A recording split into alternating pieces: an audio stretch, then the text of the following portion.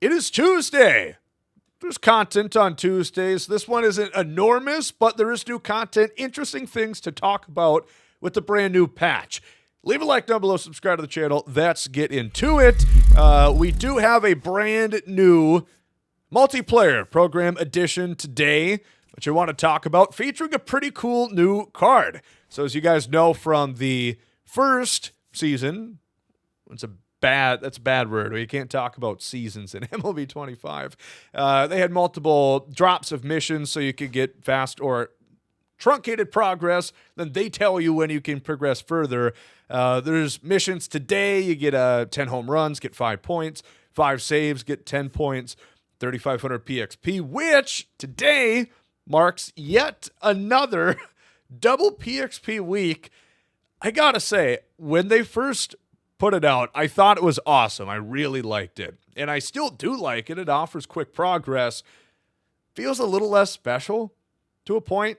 Like, the past couple years, it really sucked having, like, very few. It was rare to see parallel 3, I felt, in people's teams.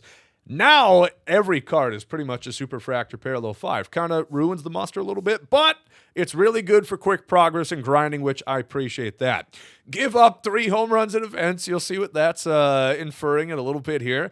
And then 500 PXP with the brand new card, Aussie Albies. He's coming in 89 overall, switch hitting second baseman, and he's pretty good. I mean, he is Aussie Albies. He's a switch hitter that definitely, is better against lefties.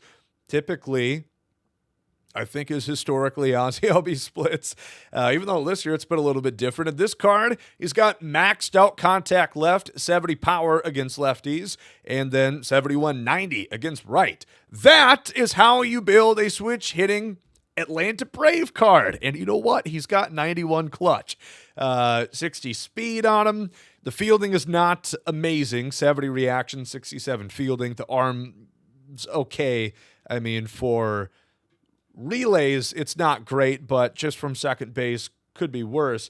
Overall, I think this is a pretty cool card. He has no quirks because the game sucks. Their system sucks.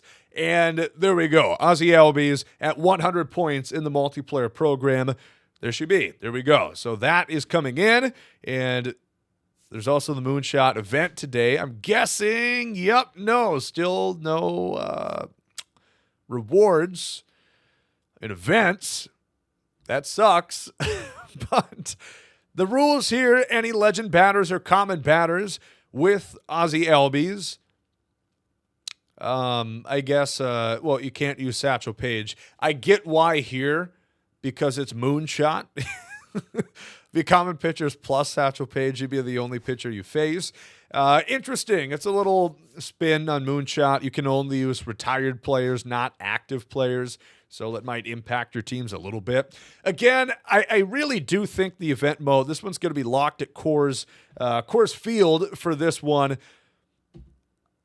I just don't really see entirely the purpose of events anymore, outside of playing the game, which there's reason to play the game if you enjoy it, obviously. I'll dick around at events every now and then, but I just don't get the reason for taking rewards out of events. It is the only game mode, and I'm repeating verbatim what I've told SDS directly. It is the only game mode across the entire game that features no exclusive rewards. Battle Royale, ranked seasons, mini seasons, Conquest, Showdown, Diamond Quest. Everything in the game has its own exclusive rewards except events, and it did for almost a decade. I'm wondering if this is kind of its last year and they're going to replace it with something else. We will see. Of course, you can grind out stats there, but it's kind of about it. We do have free packs coming at the game today as well. There was community challenges for getting stats with the Negro League players when they had the Jackie Robinson Day program drop last Tuesday, and then also the Easter egg hunt on Friday. There's free packs that you can get. Now, I will say they are not the most grandiose necessarily. Well, show them off. What you see is, besides the mini seasons icon pack and the ball in the bat, you don't get those, but you get the 3 here. Tier 3, there's actually some interesting stuff in here. You get socks, Thanks, Mom. You get Diamond sponsorship. Actually, socks, past you being a kid, socks are a great gift. I appreciate the ever-living hell out of socks for Christmas because mine get holes in them quick. We'll see. You get a free deluxe Easter pack. Get a relief pitcher. This must be Sean Jelly. Yeah, quit doing the LeBron, man. You're an 85. Know your role. Okay. So hopefully you get better than a Sean Jelly, ideally. But you get that alongside Tier 2 pack, which I think you get 3 show packs in here, which is kind of cool.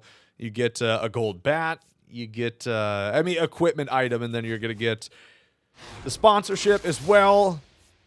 You get a silver equipment item, a gold sponsorship again, and another show pack. So you get 4 show packs, a deluxe Easter pack, and a smack on the ass is what you get. So cool. I think they could have put out a little bit more. They didn't make the goals all that difficult to really achieve. There's another Diamond second baseman coming in the game today, Brandon Lau, who's got some good positional versatility. Can play second, first, and corner outfield. Not the ideal outfielder with the secondary penalty. He's going to have sub-70 fielding and reaction. The speed is okay for the corners. He's an all-right card. I've always loved Brandon Lau's swing. He's got one of the best in the game, in my opinion. Been really good for years in Battle Royale. He's got the pinch hitter quirk, situational hitter, first pitch hitter, 120 power against righties. Not bad, not outstanding. We'll see if he is someone that you'll want for the new collection, which we did talk about in a video yesterday. If you want to get ready and prepare for the big Legend of Flashback collection coming this Friday, definitely check that out. But one more thing I do want to talk about here is Shohei Otani, because you're probably thinking, holy shit, that's a lot of stubs. 614,000. Now, if you were to look at the marketplace trends for Mr. Shohei Otani, he was going for nowhere near that. So, in an update last night for, I think, the 9th patch they've had this year, they mentioned that 90 to 95 overall cards, rather, the max price was $500K. So you would see Shohei kind of get right up to there by that update. And now they've raised that limit up to $750K. So previously, $500K was the most you could ever sell for it. Now it is $750,000. They cleared all the orders on Shohei at some point last night into this morning. And now with this brand new update, they've raised the limit up to $750K. So his price has went up over 100,000 stubs in a day. If you have bought Shohei prior, thank the lucky stars, thank the Lord, because I wish I did. Unfortunately, I bought other guys. I bought other guys not named Shohei Otani. I bought your Juan Sotos when I should have been buying Shohei Otani. So he's very expensive right now. I would wait and see kind of what's going to happen. I really don't know if he's going to keep raising. It's seeming like he might. And especially where we are within the power creep. I guess we'll just kind of turn this into a little bit of a ramble here because I didn't have a chance to talk about this before, at least not on YouTube. But they did on Easter. They showed us this screenshot for Team Affinity, which there's a new Team Affinity program separate from My Journey coming on the 23rd of May. A month from now, and they showed off these cards featuring Lourdes Gurriel Jr. Very cool card art, but to some people, not as cool of an overall shield on the top right. 91 overall. Now, a couple things. I would almost guarantee that this will be a captain, just like the Jolt series, which raises, really their overall value effectiveness if you use the card and have a boost. He'll be higher than a 91, but again, talking about my video I posted yesterday, I mentioned that the beginning of MLB The Show 21, the very first ranked seasons cards in World Series were 91 overall rewards. A pretty damn good Jorge Posada that you got for making World Series. Now we're not even there yet. I mean, we are at 90s and we're about 6 weeks into the launch at this point. So you just notice the differential where we are. We started a lot earlier on the power creep this year. I don't know how fast we're necessarily going to get up, when we're going to get 99s, when that's going to happen. That's more reason why I just don't think that they're going to have a 99 in the big collection this Friday. Now, another interesting thing with Team Affinity, it's pretty clear from the Jolt series that came out at launch, they were 85s to 86. There was some variance in there. But that was not the top of what you could get. You could grind out the pipeline program and get Walker Jenkins, who was an 87. You could go to the XP path and get Manny Ramirez, who was an 88, or the other bosses there. Now, there's only 16, 17 days left on the second inning, which I'm guessing if this kind of stays consistent, we're going to go up +2 to 92s at least within the next bosses, so TA is going to be lower.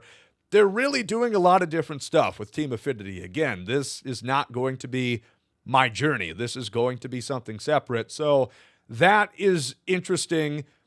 Also kind of odd that they would talk about it a month prior. They are doing votes where you can actually have a chance to vote on what player is going to get the Team Affinity card. Yesterday, they had one for the New York Mets. Mark Vientos looks to be their Team Affinity card, so that's interesting. Today, they're doing one for the Fish, and you've got Max Meyer, Yuri Perez, Xavier Edwards, so you guys go ahead and vote on that for sure.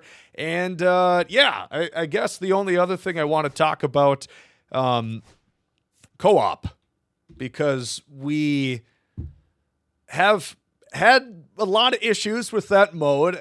You may or may not know of the glitch that has been going on with co-op, which makes the game pretty much unplayable, where people can get rewards themselves, essentially. I don't want to just outright say it. I don't want to ruin the mode for even more people.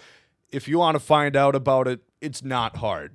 But we did get some official confirmation from Victor, the community manager at Sony San Diego Studios, that barring any setbacks, the co-op fix should be addressed in the next update. Not the one that came out today, but the next update. No idea when exactly that will be. My hope is sooner rather than later, because right now, you basically cannot play co-op. It is pretty much unplayable. You can queue up, but your opponent more than likely is going to quit, and they're going to get the win. So really frustrating that one of their flagship modes just doesn't work. Not really a great look, I would say, when it's been over a week. But coming soon, what else we have to expect? A new mini-season on the 25th, as well as a brand new Legend reveal, and of course, that Legend in Flashback Collection, the first of its kind in 3 years. So you guys make sure and get ready and check out the video we posted yesterday and talk about what exactly you might expect. So that's kind of it. It wasn't a huge update, but there's stuff to ramble about. So if you found that interesting, good. If you didn't, I'll catch you guys next time.